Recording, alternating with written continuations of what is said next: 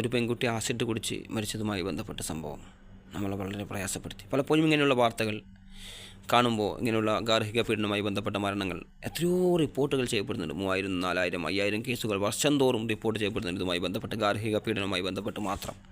ഇങ്ങനെയൊരു പ്രശ്നമുണ്ട് സമൂഹത്തിലെന്ന് നമുക്കറിയാം. പക്ഷേ എന്തുണ്ട് പരിഹാരം? ഈ ഒരു വാർത്ത നമ്മൾ കാണുമ്പോൾ ഇങ്ങനെ സ്കിപ്പ് ചെയ്താൽ പാവം, ബേജാറിനപ്പോൾ, വിഷമനപ്പോൾ എന്ന് പറഞ്ഞാൽ നമ്മളിങ്ങനെ സ്കിപ്പ് ചെയ്ത് പോകും. പക്ഷേ എന്തുണ്ട് പരിഹാരം? ആരുണ്ട് പരിഹാരം പറയാൻ? ഒരേ ഒറ്റൊരു പരിഹാരം മാത്രമേ ഉള്ളൂ. ഏകനായ ദൈവത്തിൽ അടിയുറച്ച് വിശ്വസിക്കുക.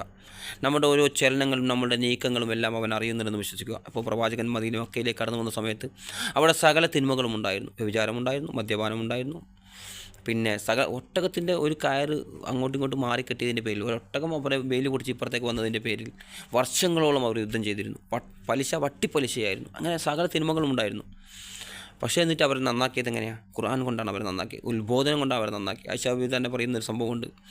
പ്രവാചകൻ മദ്യപിക്കരുതേ എന്ന് പറഞ്ഞിരുന്നെങ്കിൽ അവർ നന്നാകുമായിരുന്നില്ല, വ്യഭിചരിക്കരുതേ എന്ന് പറഞ്ഞാൽ അവരത് കേൾക്കുമായിരുന്നില്ല ജനങ്ങൾ. പക്ഷേ പ്രവാചകൻ ആദ്യം പറഞ്ഞത് എന്താ? സ്വർഗ്ഗത്തെക്കുറിച്ച് പറഞ്ഞു കൊടുത്തു, നരകത്തെക്കുറിച്ച് പറഞ്ഞു കൊടുത്തു, ശക്തമായ തൗഹീദിനെക്കുറിച്ച് പറഞ്ഞു കൊടുത്തു. ലാത്തെ ആരാധിക്കരുത്, ഉസ്സയെ ആരാധിക്കരുത്, മനാത്തെ ആരാധിക്കരുത്, യഹൂസിനെ, യഹൂക്കിനെ, ഹുസറിനെ അവരെയൊന്നും ആരാധിക്കരുത്, അള്ളാഹുവിനെ മാത്രം ആരാധിക്കണം, അവനെ മാത്രം ഭയപ്പെടണം, അവനെല്ലാം കാണുന്നവൻ, എല്ലാം കേൾക്കുന്നവൻ, എല്ലാം അറിയുന്ന, അങ്ങനെ അള്ളാഹുവിൻ്റെ നാമ ഗുണ വിശേഷണങ്ങൾ അവർക്ക് പറഞ്ഞു കൊടുത്തു. അള്ളാഹുവിനെക്കുറിച്ച് ശക്തമായി ബോധ്യപ്പെടുത്തി കൊടുത്തു. അതിനുശേഷമാണ് അവർ നന്നായത്. പ്രവാചകൻ്റെ സ്വഭാവത്തെക്കുറിച്ച് ചോദിച്ച സമയത്ത് ആയിഷ അള്ളാഹു പറഞ്ഞത് ലഖദ് ഖുൽഖുഹു ഖുർആൻ, പ്രവാചകൻ്റെ സ്വഭാവം ഖുർആനായിരുന്നു.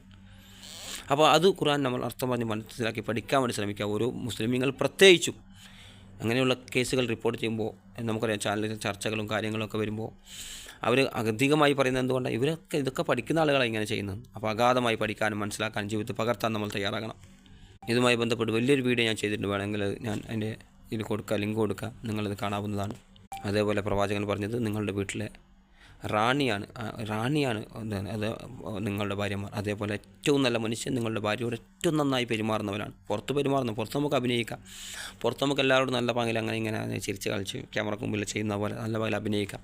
പക്ഷേ വീട്ടിൻ്റെ ഉള്ളത് സാധ്യമല്ല. ഏറ്റവും നന്നായി പെരുമാറുന്നവൻ, അവൻ്റെ ഭാര്യയോട് ഏറ്റവും നന്നായി പെരുമാറുന്നവൻ ഏറ്റവും നല്ല മനുഷ്യൻ എന്നാണ് പ്രവാചകൻ പറഞ്ഞത്.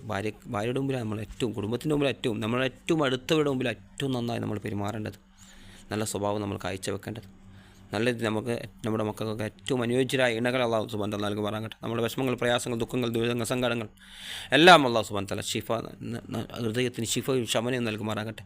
പ്രശ്നങ്ങൾക്ക് ശാന്തി നൽകുമാറാകട്ടെ.